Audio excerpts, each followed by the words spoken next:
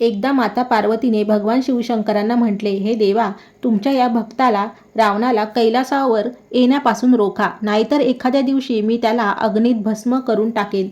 तो जेव्हा जेव्हा इथे येतो तेव्हा मला खूप अस्वस्थ वाटतं. त्याचे वागणे मला अजिबात आवडत नाही. तुम्ही त्याला समजावून सांगा की त्याने पुन्हा कैलासावर पाऊल ठेवू नये. भगवान शिव हे चांगलेच जाणून होते की पार्वतीने फक्त महादेवांच्या वरदानाचा मान राखण्यासाठी रावणाला सहन केले आहे, नाहीतर ती त्याला कधीच शिक्षा करू शकली असती. महादेव चुपचाप उठले आणि बाहेर आले. बाहेर येऊन पाहतात तर रावण नंदीला त्रास देत होता. महादेवांना पाहताच रावणाने हात जोडून प्रणाम केला. प्रणाम महादेव. महादेव म्हणाले, प्रणाम दशानन. सांग, आज कसा आला आहेस? रावण म्हणाला, महादेव, मी तर फक्त तुमच्या दर्शनासाठी कैलासावर आलो होतो. तेव्हा महादेवांनी त्याला समजावण्यास सुरुवात केली. बघ रावणा, तुझे वारंवार इथे येणे पार्वतीला अजिबात आवडत नाही. त्यामुळे तू आता इथे येत जाऊ नकोस. हे ऐकून रावण आश्चर्यचकित झाला आणि म्हणाला, महादेव, हे तुम्ही काय बोलत आहात? तुम्हीच तर मला वरदान दिले होते की मी कधीही तुमच्या दर्शनासाठी कैलासावर येऊ शकतो, आणि आता तुम्हीच तुमचे वरदान मागे घेत आहात का? महादेव शांतपणे म्हणाले, अशी गोष्ट नाहीये रावणा, पण तुझ्या कृत्यामुळे पार्वती खूप त्रासली आहे. जर एखाद्या दिवशी तिने तुला श्राप दिला तर मी सुद्धा काही करू शकणार नाही. म्हणूनच हित यातच आहे की तू इथे येऊ नकोस. रावण नाराज होऊन म्हणाला, मग तर तुमचे वरदान खोटे ठरेल महादेव. त्यावर शिवशंकरांनी त्याला दुसरा मार्ग दाखवला. मी तुला आज आणखी एक वरदान देतो. तू जेव्हा जेव्हा माझी मनोभावे आठवण काढशील तेव्हा मी स्वतः तुझ्यासमोर प्रकट होईल. पण आता कोणत्याही परिस्थितीत तू कैलासावर येऊ नकोस. आता तू इथून निघून जा, कारण पार्वती तुझ्यावर खूप रागावलेली आहे.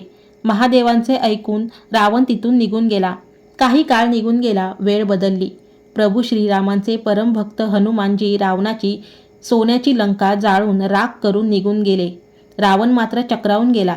त्याला काहीच सुचेनासे झाले.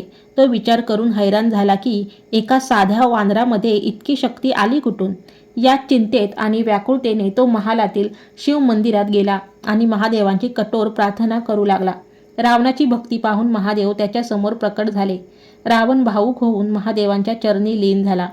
महादेवांनी विचारले, सांग दशानन, काय झाले? रावण म्हणाला, हे अंतर्यामी महादेव, तुम्ही तर सर्व काही जाणता. एका साध्या वानराने माझी संपूर्ण सोन्याची लंका आणि माझा अहंकार जाळून खाक केला. प्रभू, मला जाणून घ्यायचे आहे की तो हनुमान नक्की कोण आहे, आणि त्याची ती शेपूट तर माझ्यापेक्षाही जास्त शक्तिशाली निघाली. त्याने अत्यंत सहजतेने माझी लंका कशी काय जाळली? कृपा करून मला सांगा, तो हनुमान कोण आहे? महादेव रावणाचे बोलणे ऐकून मंद हसले आणि म्हणाले, रावणा, तो हनुमान दुसरा कोणी नसून माझाच रुद्र अवतार आहे.